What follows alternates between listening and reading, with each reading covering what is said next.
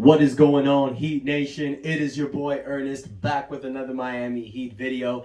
I'm sure every Miami Heat fan has got this big ass grin on our face because our Miami Heat squad smashed Philadelphia last night in game 2, 119 to 103. Damn, my projection scores have been so close lately. Has anyone else noticed that?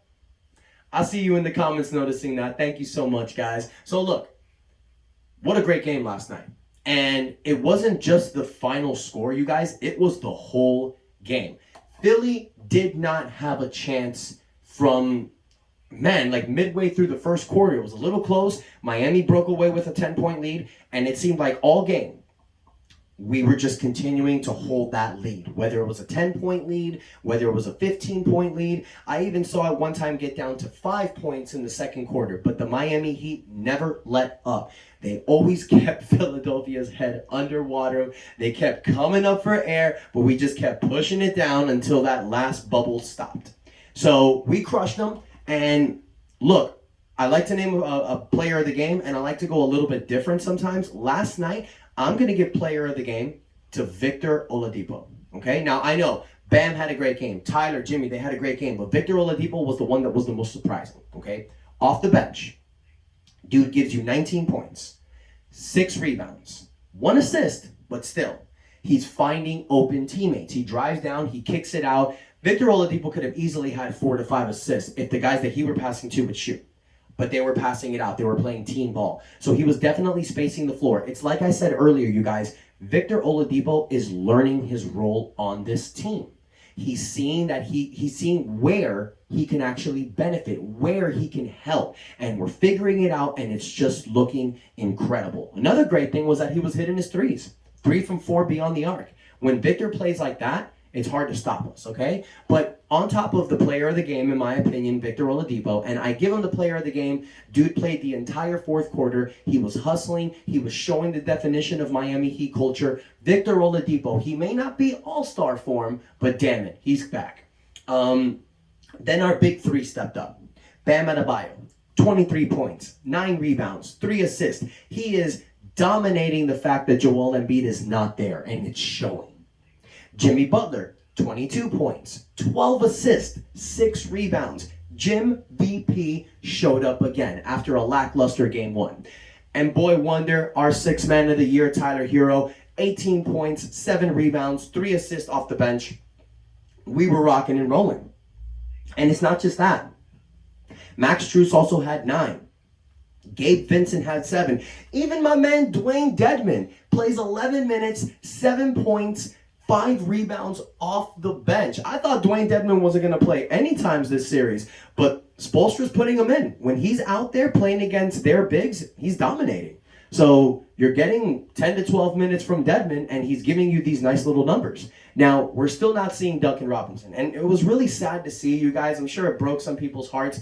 Duncan Robinson was brought in at the last minute of the game in garbage time. The man's making $18 million a year. He's got this sad look on his face. It's depressing, man. It's sad to see because Duncan had this huge fall off, bro. And it's not because he's not talented, by no means necessary. He's one of the best shooters in the NBA today. But his defense, that's actually not a benefit for Duncan. And that's the reason why I feel that Spoelstra put him in the starting lineup. So he can be around 4 players that are defensively great and that can make up for his lackluster defense. Ever since Max Strus is showing that he can not just shoot like him, but play great defense, and Victor Oladipo's now back doing his thing, we're a defensive-minded team. So that's what we're going to be going with. And it's like I was saying, or it's like I was thinking last night, Philadelphia is one of the worst defensive teams in the NBA without Joel Embiid. They're ranked like 31st, I believe, in defensive rating. So, and they allow the Heat to space the floor so much. Duncan would actually be great in this series. So I just feel that Spoelstra, at this point, he wants to just crush them defensively. That's why you're seeing guys like Victor Oladipo, Caleb Martin playing rather than Duncan Robinson. These are minimum level salary guys, and they're playing over a guy making $18 million. So it's definitely shaky. But look, we never deny Coach Spoelstra. Okay? We look at Spoelstra like we do with the Godfather, Pat Riley. At this point, he's been a coach with us for so long, he knows what the hell he's doing. 14 seasons as our coach. And damn it, he should definitely be Coach of the Year because of what he's doing. He's probably not going to get it. It's probably going to go to Monty Williams. Let's be honest. There's no way the NBA wants Miami Heat players winning multiple season awards. It just ain't happening, you guys, all right?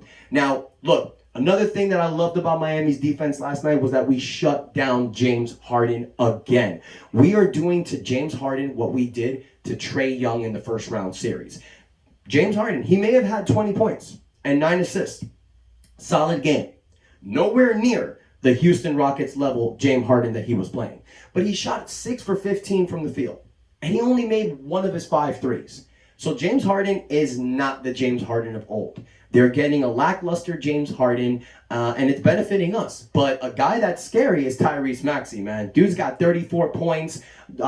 Tobias Harris had 21 points, but everyone else couldn't do anything. We defensively held them down all game. No matter how much they scored, we just were playing better. That was just a fact, you guys. So on to Game 3. Game 3 is going to be this Friday in Philadelphia. In my opinion, this is the most important game of the series. I said the same thing about Atlanta in Game 3. You crush them now. You beat them in Game 3. This series is over. I mean, we can say it's over now, you guys, but a 2-0 series lead we've seen in the past, other teams have come back. So right now, I got Mamba mentality, okay? I'm not getting confident. I'm not saying like it's over. Mamba mentality. And what's Mamba mentality? Job's not finished. We got 2 more wins to go. We need to beat Philadelphia as quick as we can because Milwaukee and Boston are 1-1. And that series, in my opinion, is going to go 7. It's going to go the distance. You got 2 great teams. So we need to crush Philadelphia as soon as we can to get our players to rest, especially our older players, to get ready for this Eastern Conference Finals showdown. And what a showdown it will be. We either have Boston reuniting that feud from 10 years ago into 2020 in the bubble, or we got Milwaukee, the rivalry that started in the bubble. We beat them once. They beat us last year. The trifecta. So I want to hear from you guys. What do you think about last night's game? Were there any improvements that you saw that you liked? Was there anything that you're not liking seeing? How do you guys feel about Duncan Robinson still being in the bench? I know we've talked about this a few, and I want to thank you guys for putting it in the comments, but I want to hear more from you guys. Do you feel this is a smart move by Spoelstra, or do you think someone else should come out and we should allow Duncan to get his minutes back? And also, I want to hear from you guys. Who would you rather face, Milwaukee or Boston?